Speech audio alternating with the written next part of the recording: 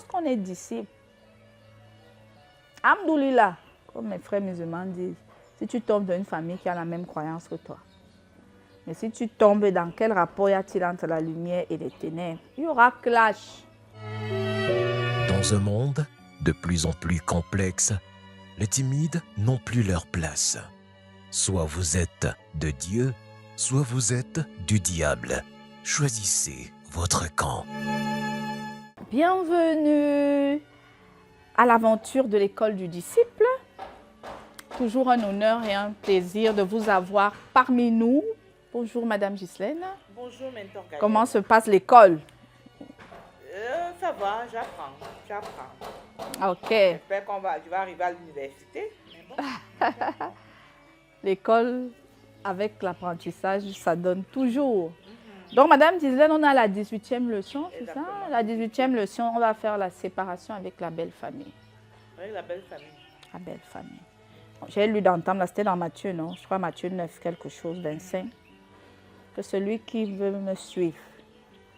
Regarde ce que quelqu'un dit, Dieu se vante. Si tu veux me suivre, il te donne les conditions.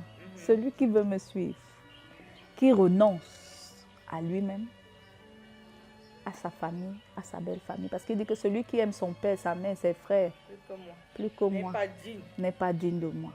Or, toi et moi, nous savons souvent que nous voulons plaire à la belle famille, que ce soit l'homme, que ce soit la femme. C'est une nouvelle famille, tu veux qu'on t'accepte, tu veux prendre ta belle-mère pour ta mère, tu veux prendre tes beaux-frères pour tes frères, etc. Sauf que lorsqu'on est disciple, Alhamdoulilah, comme mes frères musulmans disent, si tu tombes dans une famille qui a la même croyance que toi, mais si tu tombes dans quel rapport y a-t-il entre la lumière et les ténèbres, il y aura clash. Il y aura clash. Clash dans le sens, vous savez pourquoi il y aura clash? Ce n'est pas que tu es mal élevé. Je prends un exemple. Je suis chrétienne, je suis croyante. Je ne devais pas l'insulter, je ne devais pas. Elle est sorcière. La nuit là-bas, peut-être elle veut gâter mon enfant. Oui. Elle sort en voyage astral. Moi, elle vient trouver que la nuit, pendant qu'elle sort, moi, elle prie. Les anges la bloquent. Le matin, quand elle va se réveiller, c'est un problème que j'ai créé. Tu comprends ça? Ou peut-être souvent on épouse les maris de nos belles-mères.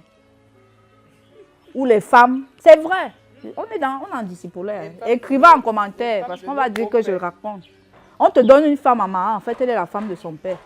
On te donne un homme à marier, en fait, il est le mari de sa mère. Donc, la nuit, elle va avoir les rapports avec lui. Mais si elle trouve que tu es éveillé, tu empêches qu'elle vienne dans son foyer. Non, vous serez rival en journée. Il y a souvent quelqu'un qui demande, il pleure, pourtant je fais tout. Qu'est-ce qui ne va même pas? Elle est sorcière, elle est dans les ténèbres, tu es dans la lumière. Et la Bible dit, la lumière brille dans les ténèbres ne l'ont point reçu. On ne va pas bientôt recevoir là-bas. Si ce n'est pas un soir, ça sera un matin. On peut faire semblant de bientôt recevoir au début. Attends le milieu. Si le milieu rate, attends la fin.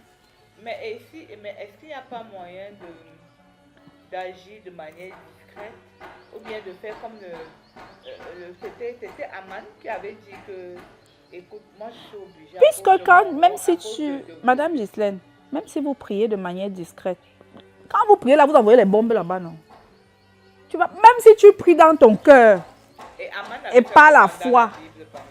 Aman, tu veux parler? Aman, c'est celui qui a combattu Mardochée. Tu veux dire que le général Naaman, qui avait la lèpre. Naaman, voilà. Non, le général Naaman a dit à Élisée, comment je vais désormais servir le Dieu d'Israël.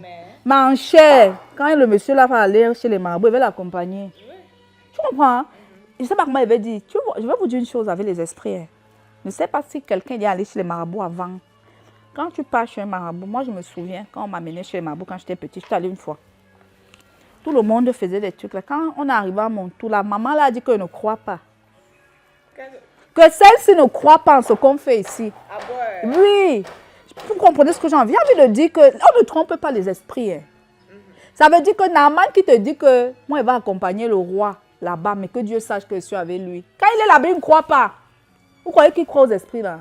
Vous croyez qu'il prie comme le roi? Même les esprits là savent que... Oui, c'est ça. Il ne croit pas. Mais pourquoi ça n'a pas clashé? C'est ça justement ma question. Je ne sais pas comment il peut vous dire. Ça ne clash pas dans le sens où déjà, il n'est pas, il n'est pas dans sa famille. Les forces de famille, tu ne peux pas prier, on ne te détecte pas. Tu peux encore te camoufler à un certain niveau dans le domaine professionnel. Vous n'êtes pas tout le temps, il n'habite pas avec toi. C'est-à-dire, tu n'es pas dans son cercle d'esprit familier qui sont 24 heures sur 24 en train de contrôler. Comprenez? C'est plus difficile en famille de cacher que si tu es ailleurs. Donc là-bas, ça clash avec le roi comment? Alors qu'il passe tout dans tes mêmes choses. Il t'accompagne. C'est-à-dire, il ne discute rien. Le général Naman discute avec le roi, il ne veut pas être roi. Pour dire que le roi va détecter que... Mais dans la famille, c'est comme si tu viens habiter dans la maison de quelqu'un. Il y aura des problèmes là. Tu habites chez lui. Comment il ne va pas connaître ton caractère? Comment il ne va pas dire que pourquoi tu as déplacé le gobelet comme ça? Ça crée forcément. La proximité fait que vous allez vous connaître dans les petits et les moindres détails. Donc c'est pourquoi Dieu nous dit, ça ne veut pas dire que vous allez manquer de respect à votre belle famille. Allez, comportez-vous bien. Mais si vous vous rendez compte que malgré tout ce que vous faites, on vous exclut, on vous combat, on préfère l'ex par rapport à vous. La mère ou le parent, chez les belles sœurs se comportent comme si elles sont les femmes de leurs frères. Ouvrez vos yeux pour comprendre qu'il y a un problème spirituel. Et sachez que tant que vous allez prier et être dans la lumière, vous n'allez plus jamais vous entendre. Hein, vous comprenez un peu ce que je veux dire? Sauf si vous devenez ténèbres. Ou alors tiède, parce qu'ils n'ont aucun problème avec ceux qui ne croient pas. Sauf si vous devenez tiède. Non, là ça va. Mais si vous êtes engagé avec un esprit et eux ils sont dans un autre couloir, on ne pourra plus jamais entendre entre vous. Ça sera juste la diplomatie. C'est pour ça que Dieu nous prévient déjà. Que vous qui êtes mes disciples là, sachez que dès qu'on va sentir mon odeur, quelque part, on va vous léser, on va vous exclure. On ne va pas vous aimer. Parce que vous venez avec votre prière, quand vous priez, les Raphaël descendent, les Michel, pas gâter leurs choses, vous leur créez beaucoup de problèmes. C'est pour ça que vous allez voir dans certaines familles, on choisit qui doit être la femme. Il faut que la femme soit comme l'homme. Vous devez faire le même culte. On ne veut pas les problèmes. S'il décolle, tu décolles aussi. C'est pas que quand il décolle pour rentrer même dans son corps, tu envoies les flèches. Et les flèches même souvent, c'est pas qu'on sait. Parce que Dieu nous protège, Dieu dit qu'il veille. Ce n'est pas que tu fais le combat spirituel. Tu peux prier toi simplement. Tu vas à l'église. Ou tu dors même. Tes anges veillent. Vous comprenez un peu? Et pas te gâter les choses des gens. Voilà. Vous voyez un peu? Et ça claque. On dit, mais tu veux même aller chercher qui non, mon frère? Il y a tout un gars là, dès qu'on va enlever vos pieds. Il y a tout quelqu'un qui dérange. Parce que, et je le dis, c'est une bonne émission parce que ça permet de comprendre les enjeux quand on dit qu'on sait Dieu.